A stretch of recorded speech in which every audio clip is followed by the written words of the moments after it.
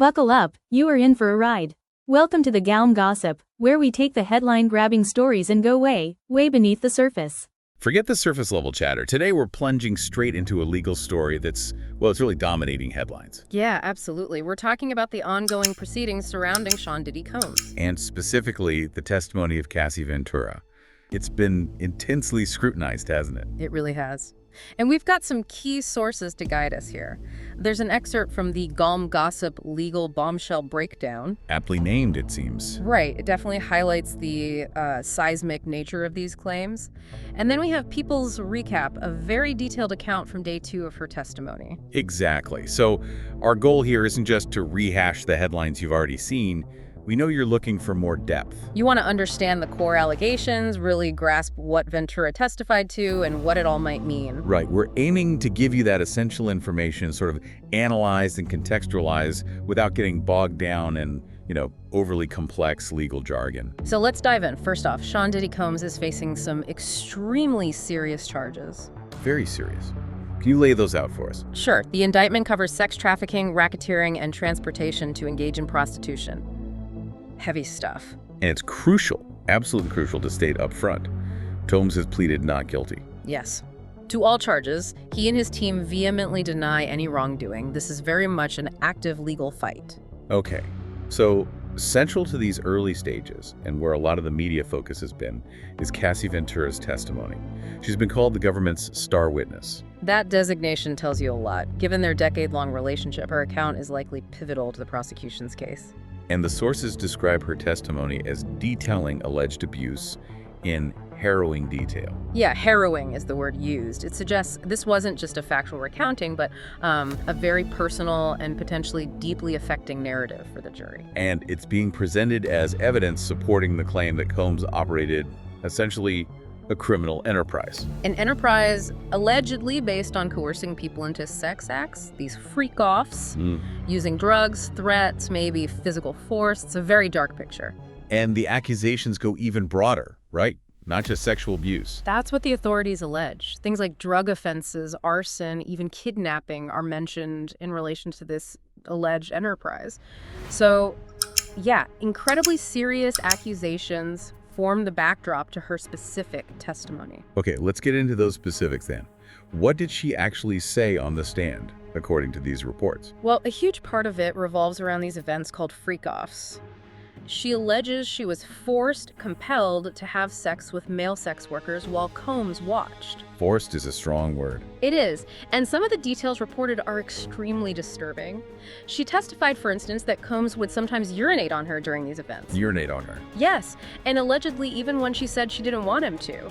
She even described apparently being choked at one point because, as she put it, there was too much urine in her mouth. It's hard to even comprehend. Yeah. It speaks volumes about the alleged power imbalance and lack of consent. Absolutely. And then there was this other bizarre, frankly disturbing detail about a blow-up pool. Filled with baby oil. Filled with baby oil, yes. She testified he told her to get in it fully clothed. She said she didn't want to, but felt she couldn't refuse. And that connects to something else, doesn't it? The indictment. It does. Prosecutors reportedly claim they found, I think it was 1,000 bottles of baby oil in searches of his homes. Now, his lawyer disputes that number specifically. But the detail itself adds to this image of, well, ritualized and allegedly abusive behavior. It certainly contributes to a disturbing overall picture. And then there was the incident involving Suge Knight. That sounds incredibly tense. Yeah, tell us about that. So, according to her testimony, during one of these alleged freak-offs in LA, Combs found out Knight, his known rival, was nearby. Okay. Her account is that they packed up immediately, drove to where Knight was, and then Combs handed her a gun. Handed her a gun. Told her to put it in her purse. She testified she had it for at least an hour, was under the influence of mushrooms at the time, and was terrified it would go off. Wow. What did she think the point of that was? She called it a scare tactic. But, it suggests a level of alleged control and intimidation that went way beyond the sexual acts, potentially into really dangerous territory. It paints this picture of a constantly volatile, controlling environment. And it wasn't just these extreme incidents, there were ongoing things too. Yes, she described what she called punishments. Like Combs allegedly ordering his security to take away her phone and laptop. Oh. For however long I was being punished for, was her quote. And when asked if he took anything else, she reportedly said, "My self-confidence." That's powerful. It suggests a kind of psychological wearing down. Absolutely, a systematic erosion of her independence, potentially. And this control allegedly extended to her appearance, too. Right, like how she looked. Very specific details, demanding exercise routines, supposedly to prepare for these freak-offs. Even rules about her nail polish, always white French tips, apparently. He dictated her nail polish. That's what she testified. And that her appearance during these events was crucial to him. Sometimes he wanted her really sexy, other times just his woman. It really underlines the alleged objectification. It sounds like she felt she was being molded for these scenarios. And the freak-offs themselves, she described them almost like work. Like a job, yeah. That's the word she used. A job that could last up to 4 days, sometimes longer, needing recovery time afterwards because of drugs and dehydration. That starkly contrasts with any idea of consensual fun, obviously. Completely. It points towards exploitation. And she also mentioned her music career, signing a 10-album deal with Bad Boy, but only releasing 1 album, suggesting this control perhaps bled into her professional life, too. And she talked about how their sexual relationship began. Yes, at the Trump International Hotel in New York. She testified Combs introduced her to oral sex there.